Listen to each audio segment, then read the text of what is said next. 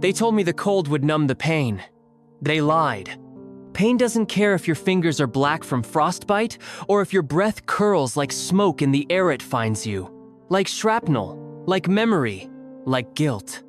I was dragging what was left of Vadim across the ice-crusted mud, his blood streaking behind us like some grotesque ribbon.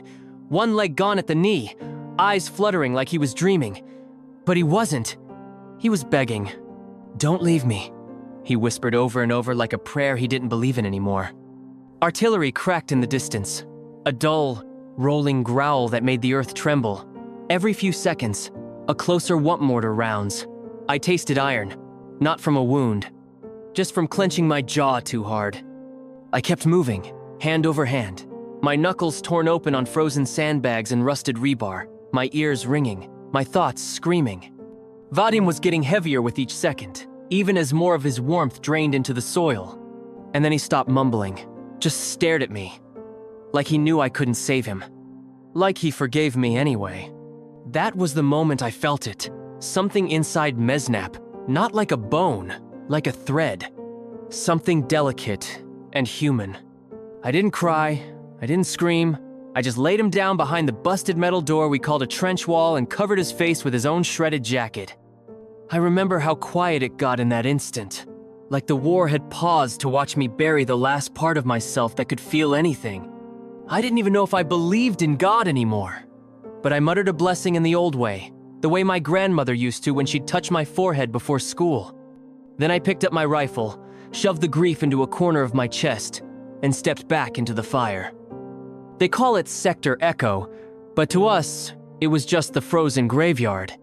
A nameless stretch near Bakhmut where trees stood like charred bones, and every trench felt like a coffin with no lid. The frost bit deep into your boots, even with double socks. The ground was a crust of permafrost and blood. And the sky? The sky didn't exist. Just endless gray, like God had forgotten to paint that part of the world. There were 7 of us left from our original platoon. Used to be 16. We didn't say the names of the dead anymore. Superstition.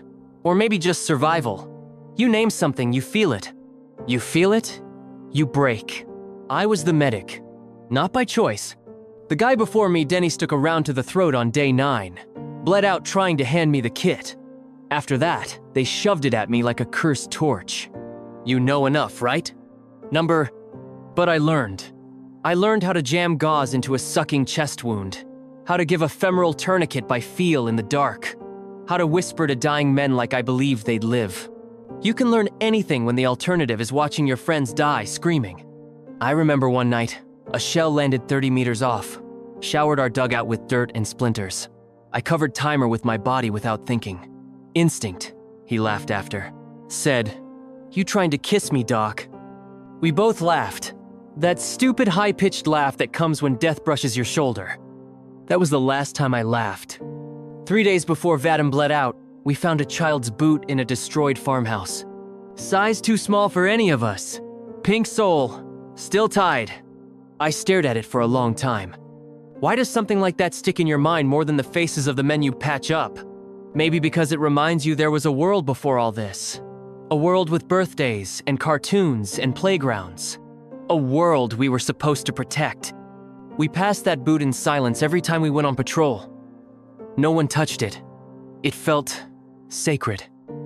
The night it all broke open, the radio crackled alive with a code I hadn't heard in weeks. All units, stand by for Red Echo. Immediate contact. Possible armor inbound. That meant tanks. That meant hell. I barely had time to check the tension on my belt pouches before the first rumble echoed through the trench walls. You feel that sound in your teeth deep, grating, unnatural.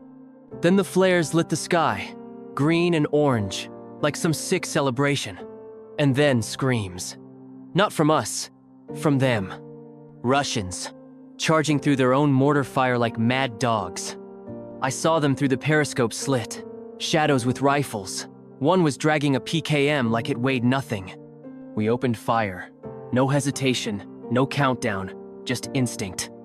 I aimed low, center mass, always center mass. A boy couldn't have been more than 19 dropped 3 feet from our trench, his eyes wide. He didn't even bleed, not at first. He just collapsed like a puppet with cut strings. I wanted to feel something. Regret, anger, even pride. But I felt nothing. Nothing but cold. Then Timer screamed, "Medic!" I vaulted the trench wall without thinking. Saw him pinned under debris, leg twisted at an impossible angle, blood spraying from a neck wound. I dropped to my knees, hands moving before my brain caught up. Pressure, gauze, tourniquet. He stared at me, eyes glassy. "Will I make it?" He choked. I lied. Of course. But I could feel his pulse slipping, like sand through fingers. And then, a shot. So close it popped my ears. I looked up, and there was the Russian. 6 feet away, rifle up, eyes hollow. He looked just as scared as I felt. I could have shot him. Should have. But in that frozen second, we were the same. He lowered his weapon first, backed away into the smoke, disappeared. I sat there, trembling, Timer's blood soaking into my pants, my hands shaking so hard I couldn't thread the needle for the IV. That was the night I stopped believing in enemies and started fearing mirrors. They pulled Timer's body out at first light. I didn't say a word, didn't offer to help, didn't meet anyone's eyes. I just sat on my crate with my boots frozen solid and my veins still tasting like adrenaline and copper. My gloves were stiff with blood. I kept them on. If I took them off, I might have seen my hands for what they really were, tools that had failed him. No one blamed me, not out loud. But silence speaks loud in war. And I heard it in every sideways glance, every wordless nod. They needed a medic, not a man who froze up under pressure. That day, I packed Timer's ID tag in my vest pocket instead of handing it in. I don't know why. Maybe to remember. Maybe to carry the weight I deserved. 3 nights later, a lull. No mortars, no gunfire, just the kind of stillness that makes your skin itch. That's when Andrew lit a cigarette and passed it around like it was communion. We sat in the trench with our backs against the wall, boots pressed to frozen mud, steam curling from our breath. "You ever think about what we'll do when this is over?" he asked. No one answered, because no one believed in over. But after a while, I said it. I want to work in a quiet hospital, fix children's knees, set broken arms. No more bleeding necks, no more screaming. They stared at me like I'd just confessed a crime. And maybe I had, because dreaming of peace here, it felt like treason. Andrew flicked ash off the tip of the cigarette. "You'll be good at that," he said. He didn't look at me when he said it. Didn't have to. That was the last conversation we had. On day 54, command order to push. Not a big one, just recon, they said. Check if the road ahead was mined. But we all knew what it meant. Bait. Send 5 men into no man's land and see who makes it back. I volunteered. Not because I was brave, but because I didn't care anymore. The snow had softened into slush that sucked at your boots. The trees were naked, charcoal sticks in a white world. I had Vadim's patch sewn inside my collar, Timer's tag in my chest pocket. They weighed more than my rifle. We moved quiet, careful. Me, Andrew, a boy named Serhiy, who still smelled like laundry detergent, and 2 reservists I barely knew. 5 minutes in, I stepped on a pressure plate. I felt it. That terrifying give of metal under boot. Didn't move. I whispered, "Don't take another step." Andrew turned, eyes locked. Then he did the unthinkable. He stepped toward me. "No," I hissed. "Don't." He reached into his vest, pulled out a morphine syringe, shoved it into my hand. "Just in case," he said. Then he knelt, began brushing snow away from the plate. His fingers were fast, sure. I realized then he'd done this before. "Why?" I whispered. He didn't answer. Just worked. Then, he looked up. "When we get back, you'll fix kids' knees, remember?" He smiled. That was the moment the round hit him. Sniper. Right through the eye. I didn't scream. Didn't cry. I just stood there. One boot, pressing death into the dirt.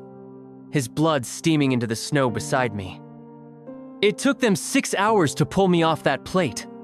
By then, The frost had burned through to the bone. I lost 3 toes, almost my leg, but I survived. Again, they shipped me west. Field hospital, then Kiev, then Germany. Clean sheets, fluorescent lights, warm food. And I couldn't sleep a single night. You know what haunts me most? Not the faces, not the screams, not the smell of rot. It's that stupid pink boot, the one in the farmhouse. I still see it when I close my eyes. Frozen in time, untouched, like a prayer that never got answered. They pinned a medal on me last month. Said I saved lives. Said I was a hero. I shook hands, smiled for the cameras, then went home, closed the door, and drank until dawn. I can't feel pride. Not for what I did. Not for what I didn't. But I remember every name. Vadim, Timer, Andriy, even Serhiy, who didn't make it back either. And now I walk with a limp. I flinch when tires backfire. And I keep a tiny tin box under my bed. Inside it are 2 dog tags, 1 blood-stained patch, and a photograph I found in Vadim's pocket. A little girl, missing her front teeth, holding a kitten. His daughter. That's what he meant when he whispered, "Don't leave me." Not his body, his memory. So I remember. Every goddamn day. I remember the trench, the cold, the silence, the way I felt the last time I believed I was human, and the moment I buried that man in the snow, alongside everything I used to be.